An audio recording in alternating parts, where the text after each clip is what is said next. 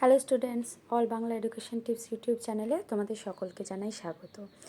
আজ আমাদের আলোচ্য বিষয় ষষ্ঠ শ্রেণীর প্রথম পর্যায়ক্রমিক মূল্যায়নের বাংলা সিলেবাস এবং সাজেশন।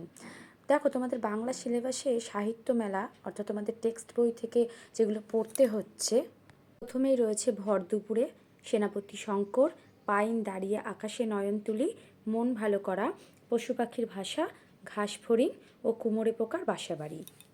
অজয় বড়ালা থেকে পড়তে হচ্ছে 1 থেকে 14 পৃষ্ঠা পর্যন্ত। ভাষা চর্চা থেকে থাকছে বিসর্গ সন্ধি ও শব্দের গঠন। তাহলে এই হলো তোমাদের প্রথম পর্যায়ক্রমিক মূল্যায়নের বাংলা সিলেবাস। এই সিলেবাসের ওপর আমি তোমাদের জন্য কিছু গুরুত্বপূর্ণ প্রশ্ন এবং তোমাদের প্রশ্নপত্র কত নম্বরের হবে, প্যাটার্ন কেমন, সব বিষয় সম্পর্কে আলোচনা করব। তাহলে চলো দেখে নিই গুরুত্বপূর্ণ প্রশ্নগুলি। প্রথমেই রয়েছে, দেখো, সঠিক উত্তরটি নির্বাচন করো। এখান থেকে তোমাদের 6টি প্রশ্ন রয়েছে, প্রত্যেকটি প্রশ্নের মান 1। প্রথম প্রশ্ন, জাত ভাই হলো কুকুর ও বিড়াল, বাঘ ও সিংহ, শিম্পাঞ্জি ও ওরাংওটাং। সঠিক উত্তর শিম্পাঞ্জি ও ওরাংওটাং। দ্বিতীয় প্রশ্ন, শঙ্কর এমু পাখি দেখেছিল সবেদা, তাল, নারকেল গাছের ডালে। সঠিক উত্তর সবেদা। আঁচল পেতেছে নদী, জগৎ, বিশ্বভুবন। সঠিক উত্তর বিশ্বভুবন। ইচ্ছামতো ডিম পাড়ার সময় নিয়ন্ত্রণ করতে পারে ঘাস ফড়িং, চড়ুই, কুমোরে পোকা। সঠিক উত্তর কুমোরে পোকা। 5 নম্বর প্রশ্ন, পাইন স্বপ্ন দেখে দিনে, দিন রাত, ভোরে। সঠিক উত্তর দিন রাত। 6 নম্বর এবং শেষ প্রশ্ন, দেখো, ধ্বনি 2, 3, 6 প্রকার। সঠিক উত্তর হচ্ছে ধ্বনি 2 প্রকার। তাহলে এইভাবে সঠিক উত্তর তোমাদের নির্বাচন করতে হবে। প্রতিটি প্রশ্নের মান 1, 6টি প্রশ্নের জন্য 6 নম্বর। পরে রয়েছে, দেখো, অতি সংক্ষেপে উত্তর দাও। এখান থেকেও প্রত্যেকটা প্রশ্নের মান 1, 5টি প্রশ্ন করলে 5 নম্বর। কুমোরে পোকার চেহারাটি কেমন? কুমোরে পোকার গায়ের রং আগাগোড়া মিশমিশে কালো, শরীরের মধ্যস্থলে বোটার মতন সরু অংশটি হলদে। 2 নম্বর প্রশ্ন, ভর দুপুরে কবিতায় বাতাস কি ওড়ায়? ভর দুপুরে কবিতায় বাতাস মিহিন সাদা ধুলো ওড়ায়। 3 নম্বর প্রশ্ন, গাছ সাধারণত কোন অঞ্চলে দেখতে পাওয়া যায়? এখানে একটু ভুল আছে, উত্তর প্রশ্নটি হবে পাইন গাছ সাধারণত কোন অঞ্চলে দেখতে পাওয়া যায়? সঠিক উত্তর পাইন গাছ পার্বত্য অঞ্চলে দেখতে পাওয়া যায়। 4 নম্বর প্রশ্ন, আকন্দবাড়ি স্কুলে ছাত্রছাত্রীরা কোন কোন জায়গা থেকে পড়তে আসে? উত্তর হচ্ছে ভেটুরিয়া, সাইবাড়ি, খোলপুকুর ইত্যাদি জায়গা থেকে পড়তে আসে। 5 নম্বর প্রশ্ন, বিসর্গ রূপান্তরিত হয়ে ওকার হয় এমন একটি উদাহরণ দাও। দেখো, নিচে দেওয়া আছে সত্য যুক্ত উদ্ভূত, সদ্যোদ্ভূত। এখানে বিসর্গ রূপান্তরিত হয়ে ওকার হয়েছে। এখানে দেখো, সংক্ষেপে উত্তর লেখো। এখানে প্রতিটি প্রশ্নের মান থাকছে 2, 3টে প্রশ্নের মান পূর্ণরূপ হচ্ছে 6। প্রথম প্রশ্ন, তাই তারা স্বভাবতই নীরব। তারা কারা, কেন তারা নীরব? উত্তরটি হচ্ছে, তারা বলতে এখানে বনের পশু পাখির কথা বলা হয়েছে। জঙ্গলের পশুকে সর্বদাই প্রাণ বাঁচিয়ে চলতে হয়। আত্মরক্ষার জন্য তারা স্বভাবতই নীরব। পোষা জন্তুদের মতন তারা নিরাপদ হয় না। পরের প্রশ্ন, দেখো, ভাষার প্রয়োজন হয় কেন? উত্তরটি হচ্ছে মনের ভাব প্রকাশ করতে, একে অপরকে বুঝতে জানতে ভাষার প্রয়োজন হয়। 3 নম্বর প্রশ্ন, স্বপ্নে সে অনেক কিছু জানতে পেরেছে। স্বপ্ন দেখে গিয়ে সে কি জানতে পেরেছে? উত্তর, দেখো, স্বপ্নে শঙ্কর এমু পাখির সম্পর্কে অনেক কিছু জেনেছে। এছাড়া জেনেছে স্বপ্নে বাতাসের রং নীলচে, বাড়ি ঘরদোর খয়েরি রঙের। স্বপ্নে ধাক্কা কিংবা গোতা খেলে কোনো ব্যথা লাগে না, তাই ঘোলপুকুরে বড় দিঘিতে ডুব দেওয়ার সময় দিঘিতে পোতা বাসে গা ঘষে গেলেও তার কোনো ব্যথা লাগেনি। তাহলে স্বপ্নে শঙ্কর কিন্তু এই বিষয়টি জেনেছিল। এই গেল সংক্ষেপে উত্তর লেখো। প্রতিটি প্রশ্নের মান 2, 3টে প্রশ্নের জন্য 6 নম্বর। পরে দেখে নাও কি আছে। ব্যাকরণ থেকে কিছু গুরুত্বপূর্ণ প্রশ্ন। প্রথম প্রশ্ন, সিদ্ধ শব্দের অপর নাম কি? Very very important question. উত্তরটি হচ্ছে সাধিত শব্দ। সিদ্ধ শব্দের অপর নাম সাধিত শব্দ। সন্ধি কত প্রকার, কি কি? সন্ধি মূলত 3 প্রকারের হয়, স্বরসন্ধি, ব্যঞ্জন সন্ধি ও বিষম।